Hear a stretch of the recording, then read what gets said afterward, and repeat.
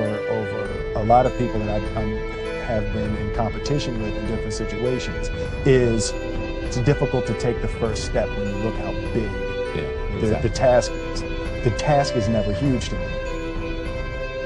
We didn't grow up with the sense that where we were was where we were going to be. You know, we grew up with the sense that where we were almost didn't matter because we were becoming something greater.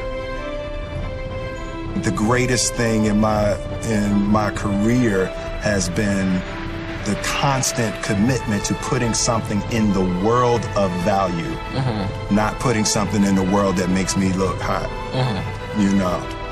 So I think as long as you can stay focused on delivering your art and delivering yourself and delivering your energy and delivering your ideas for the world to be better. Difference between depression and joy, right? And I think it's purpose, right?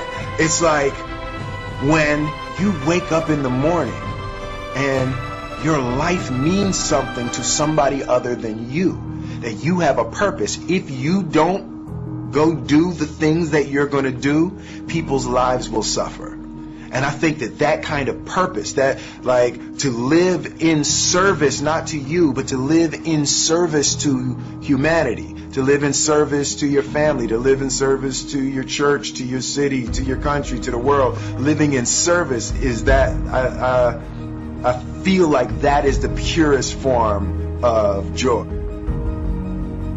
The separation of talent and skill is one of the greatest misunderstood concepts for people who are trying to excel, who have dreams, that want to do things. Talent you have naturally. Skill is only developed by hours and hours and hours of beating on your craft.